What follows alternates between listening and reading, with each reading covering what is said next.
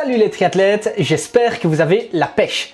La cadence en course à pied est un des éléments les plus souvent abordés lorsqu'on parle de technique de course. Et la cadence de course optimale est toujours annoncée autour de 180 pas par minute. Le seul problème, c'est que 180 pas par minute, c'est élevé. Et ce n'est pas simple d'en arriver là si on a pris l'habitude de courir à une cadence plus faible. Alors dans cette vidéo, je vais justement vous expliquer et vous montrer comment augmenter votre cadence de course à pied pour courir plus vite, plus longtemps. Et vous allez voir que 180, ce n'est pas forcément la bonne cadence pour tout le monde. C'est parti!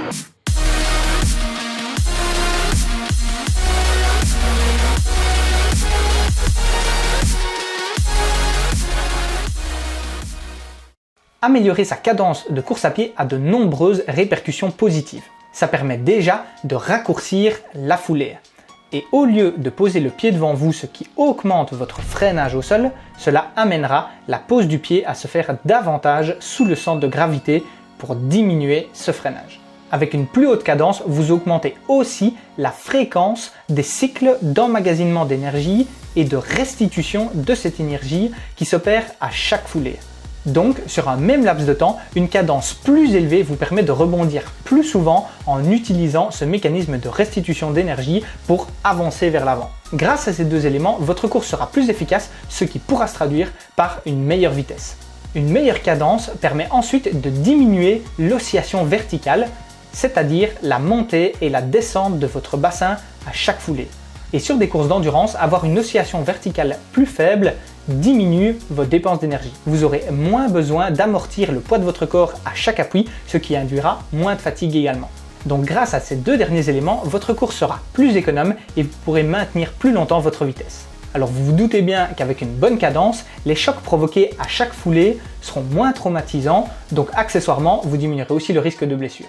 Et quand je dis une bonne cadence, je parle d'environ 180 pas par minute. Ça ne vient pas de nulle part, les études scientifiques le montrent et si vous regardez bien, la plupart des meilleurs coureurs et triathlètes sont aux alentours de cette cadence. Bien sûr, leur vitesse élevée tend déjà à augmenter leur cadence, mais même à des vitesses plus faibles que celles des champions, rien ne nous empêche d'augmenter notre cadence pour profiter des mêmes avantages à notre propre échelle. Donc pour résumer, augmenter votre cadence de course, ça vous permet d'avoir une foulée plus efficace, plus économe et moins traumatisante.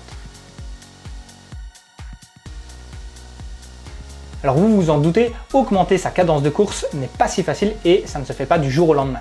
Comme pour toute modification de votre technique de course, il faut y aller en douceur et laisser le temps au corps, aux muscles, aux tendons et aux articulations de s'adapter. Il est d'ailleurs important de noter que la cadence optimale varie d'une personne à l'autre de plus ou moins 5 à 10 pas par minute par rapport à 180. Donc ne forcez pas coûte que coûte pour atteindre les 180, passer de 155, 160 à 170, 175 ou 170, 175, ça améliorera déjà nettement votre foulée et votre course. Et comme je disais juste avant, la vitesse a un impact sur la cadence. Plus vous courez vite, plus vous avez tendance à avoir une cadence élevée.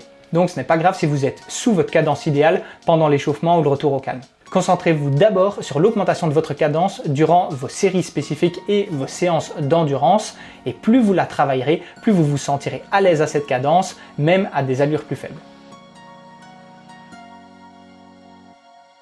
L'exercice le plus simple, c'est déjà d'observer quelle est votre cadence habituelle et puis d'essayer de courir environ 5 pas par minute plus vite durant vos sorties d'endurance ou durant vos sorties avec des séries spécifiques en zone 3 ou tempo ou en zone 4 au seuil. Pour les séances plus intenses, n'y prêtez pas trop attention parce que vous avez d'autres choses sur lesquelles vous concentrer et de toute façon, naturellement, votre cadence aura tendance à être plus élevée. Pour mesurer votre cadence, vous pouvez utiliser votre montre GPS. La plupart d'entre elles la donnent en temps réel, donc affichez-la sur l'écran et regardez-la régulièrement pour voir si vous êtes bon ou si vous devez l'augmenter légèrement. Une fois que vous êtes à l'aise à votre nouvelle cadence, ça peut prendre parfois plusieurs mois, eh bien vous pouvez augmenter à nouveau votre cadence de 5 pas par minute. Pour vous donner un exemple, j'ai moi-même mis un peu plus d'un an pour passer de 165 à 180 pas par minute et si jamais vous démarrez de plus bas et que ça fait longtemps que vous courez à cette cadence, laissez-vous le temps. Et si vous n'avez pas de montre qui donne la cadence, eh bien vous pouvez utiliser un petit métronome digital ou alors un tempo trainer. Perso, si j'avais pas ma montre, j'utiliserais mon Tempo Trainer de chez Finis. Il coûte un peu plus cher parce qu'il est étanche, mais je l'utilise justement pour la natation sous mon bonnet pour me donner la cadence de coup de bras. Alors je sais que pour la course à pied ça fonctionnerait bien aussi puisque vous pouvez le mettre dans le bonnet ou le tenir dans la main pendant votre exercice. Je vous mets le lien dans la description avec également un fichier MP3 qui a un rythme de 180 pas par minute que vous pouvez aussi mettre dans vos écouteurs. Dans une côte, votre foulée a naturellement tendance à être plus courte, donc sur des côtes peu pentues, j'aime bien travailler ma cadence. Il faut simplement pencher le buste légèrement en avant et bien utiliser les bras pour donner le rythme tout en faisant des tout petits pas. Pas besoin de viser une cadence précise, essayez juste sur 30 à 50 mètres de vous concentrer sur une cadence rapide. Répétez 2 à 3 fois l'exercice lorsque vous êtes dans une longue côte en prenant 30 secondes de course normale entre les deux, ou alors faites ça sur les 50 derniers mètres de la côte, puis maintenez une bonne cadence quand vous arrivez en haut.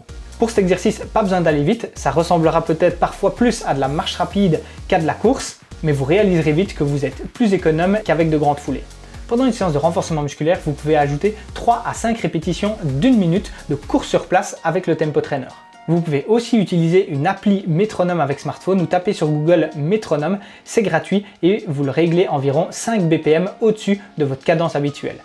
Ceux qui courent à pieds nus ont tendance à avoir une cadence un peu plus élevée, justement pour diminuer l'impact à chaque foulée. C'est un exercice que je fais rarement car il faut être très prudent quand on n'a pas l'habitude et si vous voulez vous y mettre, je vous recommande de faire ça sur l'herbe dans un endroit où vous êtes sûr de ne pas vous couper les pieds. Personnellement, c'est juste en été que je fais parfois quelques minutes de course à pieds nus sur le terrain de foot après une séance sur piste d'athlétisme.